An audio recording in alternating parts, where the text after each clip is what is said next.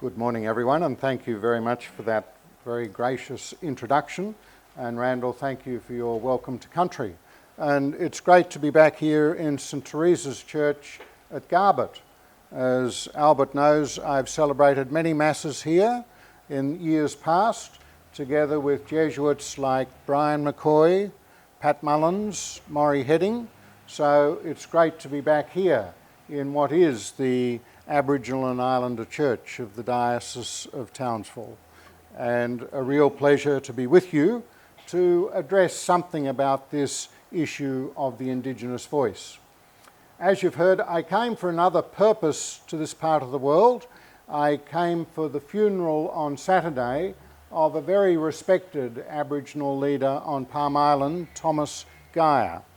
And it was a great privilege to be there and to be invited to speak at the funeral, together with Rachel Cummins, who's here with us today. I was saying to Rachel and others that I was on the ferry over there on Saturday morning with Bob Catter, so I didn't have a chance to look at much of the scenery, but I caught up on a lot of the goings-on in this part of the world. But we all had the opportunity to pay tribute to Thomas, and I'd just like to say a word about his life in the context of a voice. Many of you might not remember this, but you had a colourful premier here in Queensland some years ago. I think his name was Sir Joe Bjelke-Petersen. And he wasn't very attracted to the idea of Aboriginal land rights back in those days. And in 1982, there was a large meeting held at Bamaga on the tip of Cape York, where the elected Aboriginal leaders from all of the communities around Queensland, they gathered and they were talking about the land title that might be on offer for them. And there was a very honourable public servant by the name of Wally Baker. And Wally Baker was the head of that section of the Lands Department, and he very honestly answered the questions that the Aboriginal leaders had about what the security of their title might be. Now, I don't know whether it's just because Wally went to Downlands College in Toowoomba as I did, but he answered those questions fearlessly and with great honesty. As a result of which, the Aboriginal leaders came out and said, "We're not satisfied with what's being offered at the moment. We think it should be better." Well, the Queensland government said, "Don't worry about that, it'll all be okay."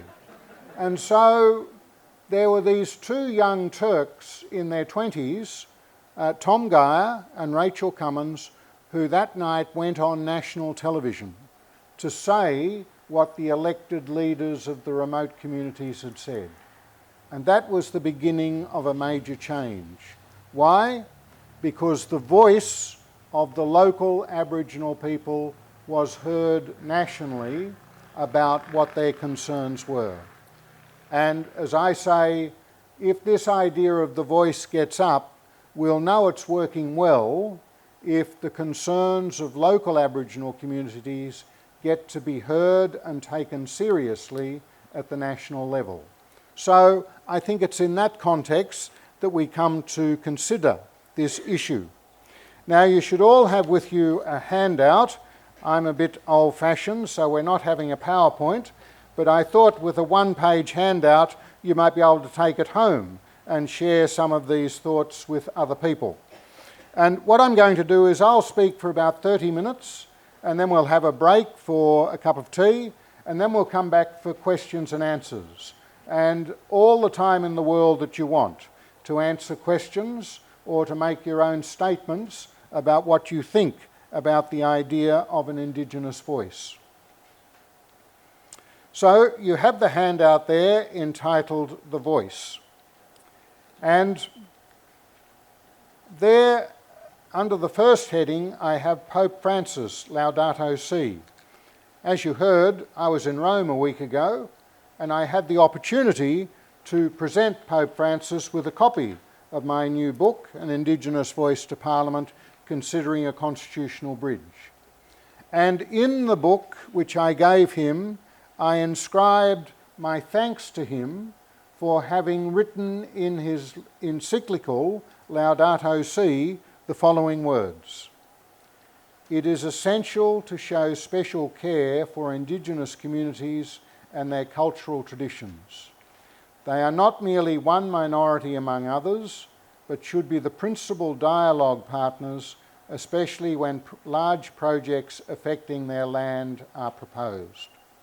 Now, for my money, I think that statement from Pope Francis sums up what you might call the underlying philosophy of why the need for a voice. And that's the first issue that we need to confront as a nation. There's not only a lot of political division, I think there's also a strong difference of philosophical viewpoint among Australians about this very question. And it's been very unfortunate in recent months where the quality of the debate about this issue has been so poor and people have been called racists and all that sort of thing. I don't think that helps. And we as a country, we want to come together through this process of a referendum.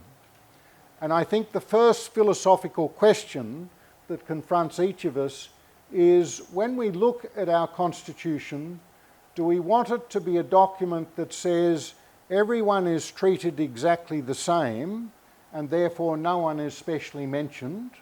And there are Australians who think that that's the way it's always been and that's the way it should continue to be in future. Or do we think that there is a need in the Constitution, our founding document, for a recognition of those who are the proud inheritors of the most ancient and continuous living culture on earth, namely that of Aboriginal Australians? And of course we also include Torres Strait Islanders from the Torres Strait Islands. Though it must be acknowledged, the Torres Strait Islanders have been there for a shorter time on the Torres Strait Islands than, of course, Aboriginal people were on the Australian mainland. So that's the first philosophical question for us. Do we think there's a need for that special recognition? Now, that's been a long-running debate in Australia. Some of you will remember the bicentenary back in 1988, and there was the opening of the new Parliament House. I was very involved. The first item of business in the new Parliament House was precisely about recognising Aboriginal entitlements. And Bob Hawke, as the Prime Minister, introduced the motion. It was a motion that was proposed by the 14 Australian church leaders, those of the Catholic, Anglican, Uniting and the smaller churches. All had said to the government, we think that we need to be reconciled in 1988, and one way to do it is to have a special acknowledgement of the place of Aboriginal and Torres Strait Islander Australians in the first motion to be passed through the Australian Parliament. Well, John Howard was the leader of the opposition at the time, and he questioned one clause in that proposed motion. It was a clause that spoke of the entitlement to Aboriginal people to self-management and self-determination subject to the Constitution and laws of the Commonwealth of Australia.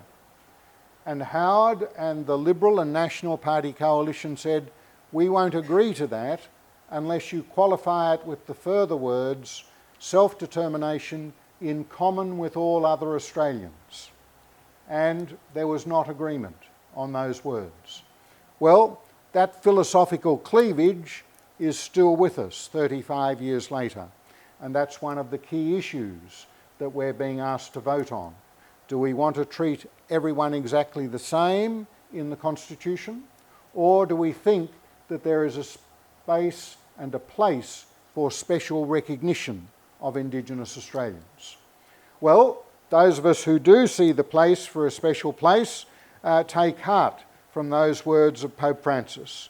It is essential to show special care for Indigenous communities and their cultural traditions. They're not merely one minority among others, but should be the principal dialogue partners, especially when large projects affecting their land are proposed. Well, you've heard a lot lately about the 1967 referendum, haven't you? When, as they say, we voted yes to Aborigines. In fact, what we did in 1967 was simply vote to take out the two negative references to Aboriginal people in the Constitution. So that means that since 1967 there's no mention of Aboriginal people. The Constitution is silent. So since 1967 the question has been, should there be some special reference to Aboriginal people in the Australian Constitution? If so, what should it be? Well, once again, John Howard played a role in this, but this time he was the Prime Minister. In 2007, when he had his back to the wall, Kevin Rudd was coming through on the rails. In the election campaign, John Howard said if he were re-elected, he would propose to put a preamble in the Constitution which would acknowledge the reality of Aboriginal history, the present reality, and their future aspirations. So from 2007 on, there was general agreement on both sides of politics that there was a need for some form of recognition. Well, it turned out that Kevin Rudd got elected and he decided to go ahead with the Aboriginal apology. He said he would leave constitutional change until his second term as Prime Minister. Well, you might remember that second term didn't quite come around, not in the way expected. A person by the name of Julia Gillard ended from stage door left.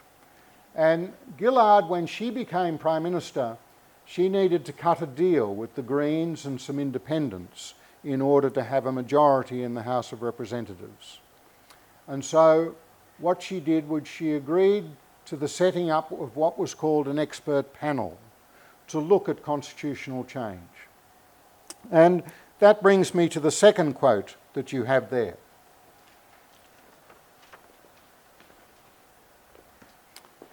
So in 2012, this expert panel was set up,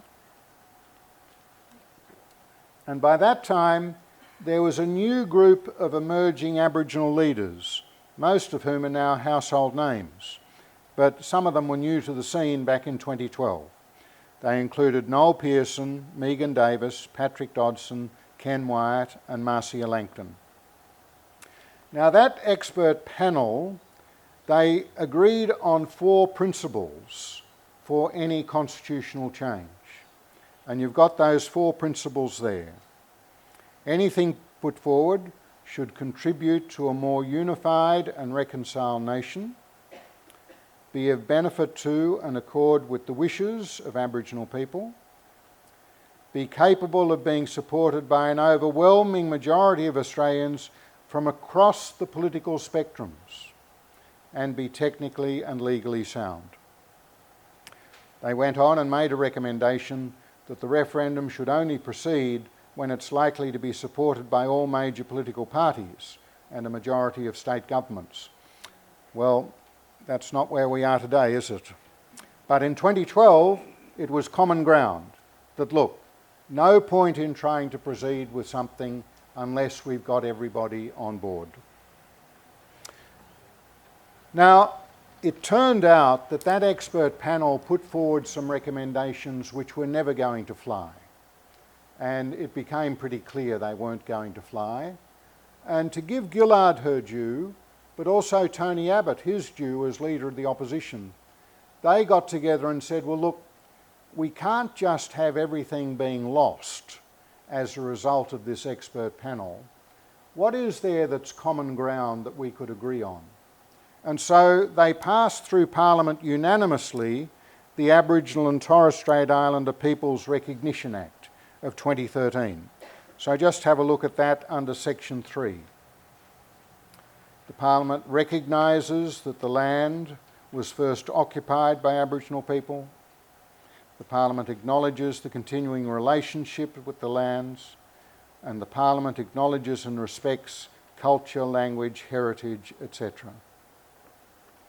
The Parliament agreed to that unanimously in 2013. My betting is if the Australian people were asked in 2023, would you agree to that going in the Constitution? I think we'd get 90% saying, yep, sure would. But from there, things changed quite substantially, particularly at the leadership of these new emerging Aboriginal leaders who said, look, we're not much interested in anything which is minimal and symbolic.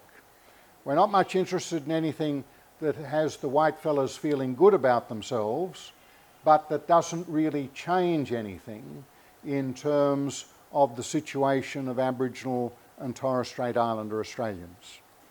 So to be very blunt, they were basically saying, if you're going to have recognition in the Constitution, it's got to be with something that's got some grunt to it, something that's got some real power. So what happened was in 2014, September 2014, Noel Pearson wrote an essay where he floated this idea of an Aboriginal voice. And so the voice became the idea for recognition in the Constitution. And there were a series of discussions about this, and by August 2015, Pearson was pretty firm that it had to be a voice, but equally firm was the then Prime Minister, Tony Abbott, who said, no, not on your life. I won't agree to that going into the Constitution. Well, with the roundabouts they play in Canberra, Abbott was then replaced by Turnbull, and he too said, no, not on your life, won't agree to that. And then Turnbull was replaced by Morrison, and Morrison in turn said, no, not on your life. So you had three Liberal Prime Ministers in a row who said this idea of the voice in the Constitution, it's just not on. So, meanwhile, what we'd had was that Turnbull, as Prime Minister, had agreed to funding a round of Aboriginal consultations which culminated in the Uluru Statement from the Heart in 2017, where they said, we call for the establishment of a First Nations voice enshrined in the Constitution. And at that stage there was what was called a referendum council, and it consisted of not only key Indigenous leaders but also key community leaders, even included people like Murray Gleeson, who was a retired Chief Justice of Australia. And they made a recommendation, and you'll see it over on the top of page 2. Once again, they repeated what the expert panel had said. You'd only do this if you had everyone on board, but they said that there be a referendum be held to provide in the Australian Constitution for a representative body that gives Aboriginal and Torres Strait Islander First Nations a voice to the Commonwealth Parliament. Now, it's important to understand that at that stage, the focus was on a voice to Parliament, rather than what it's now become, which is a voice to Parliament and to executive government. And I'll say a little more about that later. So what we had was something of a standoff.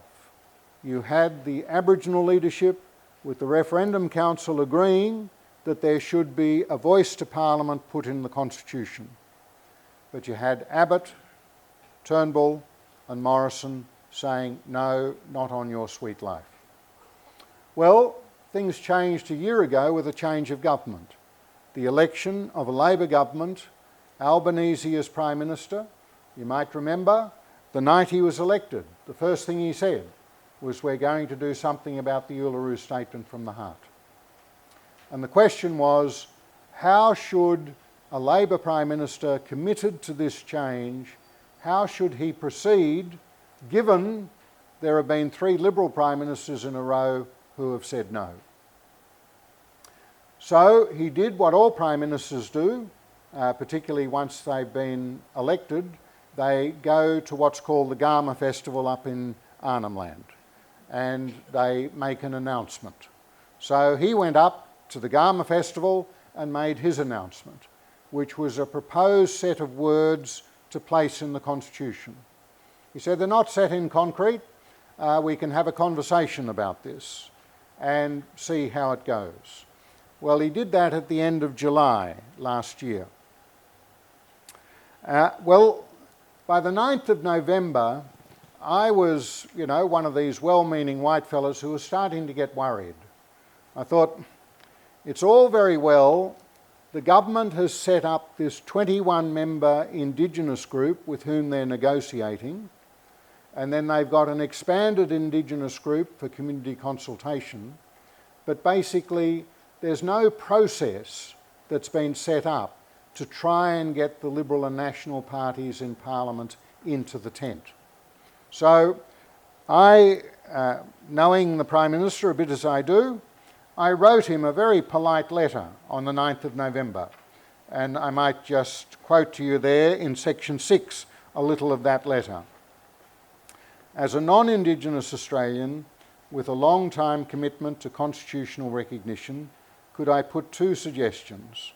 1, now is the time to set up a parliamentary committee process allowing anyone and everyone to have their say on the proposed words of amendment to place in the Constitution. And 2, now is the time to return to formal bipartisan cooperation between the Prime Minister and the Leader of the Opposition so as to maximise the prospect of coalition support for the referendum. Well, as you all know, that didn't happen. And by the time any committee was set up, the National Party had said, no, not on your life. And then the Liberal Party had said, no, not on your life. So by the time the committee was set up to hear submissions, the horse had bolted. Now, as I say, I think there's blame on both sides of politics. It's not to say that they're equally to blame, but it is to say that in terms of amending the Australian Constitution, we haven't been well served by our politicians. I say that because amending the Australian Constitution is a very difficult task. There have been 44 attempts since Federation, and only 8 of those attempts have succeeded. 3 of those successful referendums were steered through by Bob Ellicott when he was the Attorney General under Fraser in 1977. I became a friend of Ellicott when I was writing an earlier book called No Small Change. And Ellicott used to say to me, first rule of referendums, no legal doubt or complexity. Why? Because you get retired High Court judges out there fighting with each other, which is what we've had for the last 6 months, isn't it? Who agrees with Bob French, who agrees with Ian Callanan, who agrees with Ken Hayne, who agrees with David Jackson? None of us are the world's best experts in constitutional law. We just want something that we know people understand and that we know the lawyers can agree on. The other vital statistic is this. The Labor Party needs a bit of humility when it comes to amending the Australian Constitution. Why do I say that? Because they've tried 25 times and they've succeeded once. They have failed 24 times. There's no one in this room who voted for the successful Labor Party referendum. How do I know that? You've got to be 97 years of age to have done it. And what was it about? Things like child endowment and maternity allowances, saying we want to treat everyone the same. This is something very different that's being considered at the moment. So, attempts at getting a bipartisan approach have failed spectacularly. And what we now have is a proposed referendum question which will be put to you probably on the 7th or 14th of October. And you'll simply be asked, a proposed law to alter the Constitution to recognise the First Peoples of Australia by establishing an Aboriginal and Torres Strait Islander voice. Do you approve this proposed alteration? And you'll have a simple choice, yes or no. If you vote yes, probably the words you'll be voting yes to place in the Constitution are those there in section 8.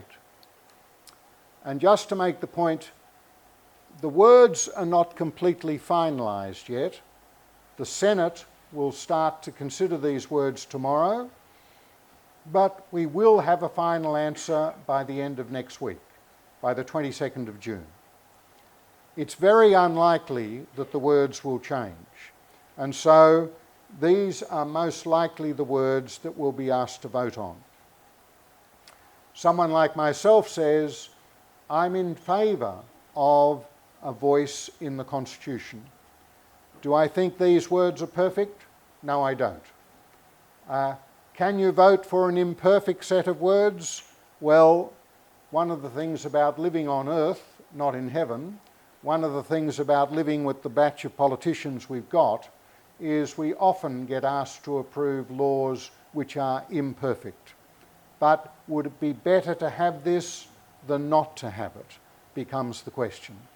So I think there'll be those, as I say, as I travel around the country, any audience falls into three groups. There are those who will vote yes, doesn't matter what the words are.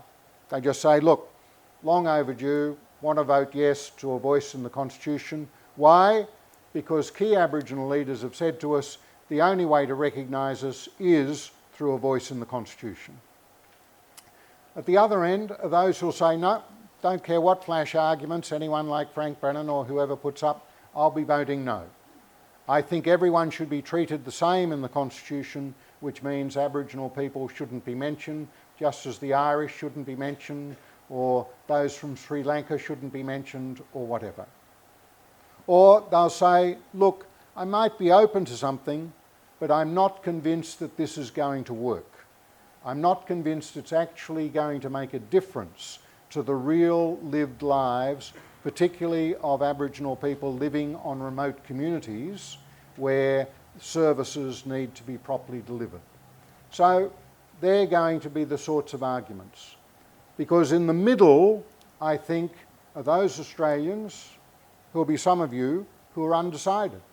Who say, well, look, I'm open to it, but I want to be sure it's going to work. Or I want to be sure it's not going to clog up the system of government, or whatever. And that's where they're calling for more information as to how it might work. So what the Albanese government decided to do was they did set up a committee process, but it didn't get set up until the 5th of April, which was very late in the day, you'd have to say. And they then said, on the 5th of April, if you want to put in a submission, it'll have to be in by the 21st of April. Well, that covered the Easter holidays and the school holidays. A bit rich, really. And the next day they said, if you want to be heard by the committee, you'll have to have your submission in by the 14th of April. And then the actual committee they set up, with all respect to the membership of it, I've appeared before a lot of parliamentary committees, this was not a top drawer parliamentary committee.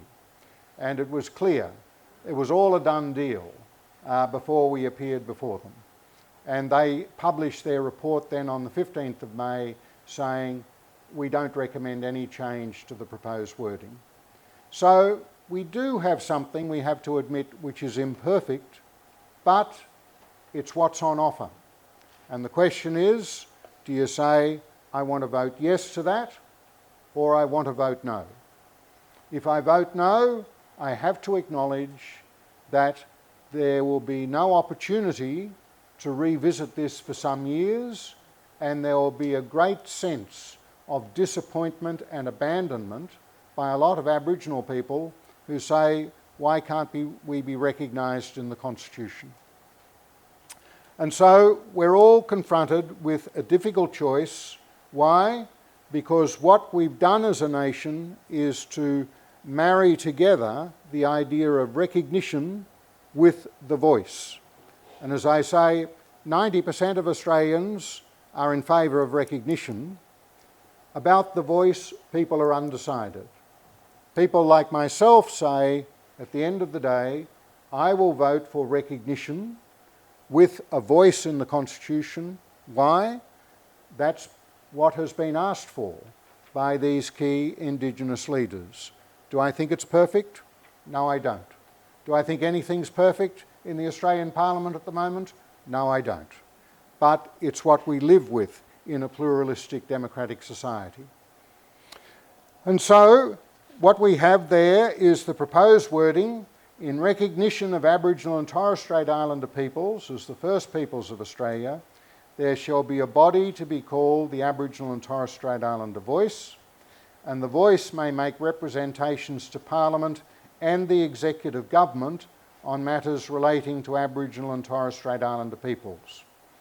Now, you may be aware, I'm one of those Australians who tried to convince the Parliament that it should be changed to Parliament and Ministers of State, because I thought you don't want the Voice getting down into the weeds with 250,000 Commonwealth public servants making representations to them about all manner of things.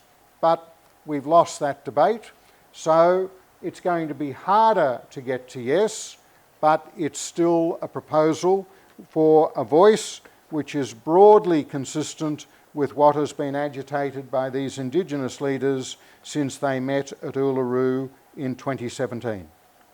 So we all have a difficult decision to make by October, and that's why I think it's very good that in places like this we can gather in St Teresa's Church here at Garbutt to reflect respectfully together, not calling each other racist, but saying, is it time that we got the country to yes and we tried to unify the country more, despite the disservice that's been done to us by our politicians not having done enough to work together in a bipartisan fashion?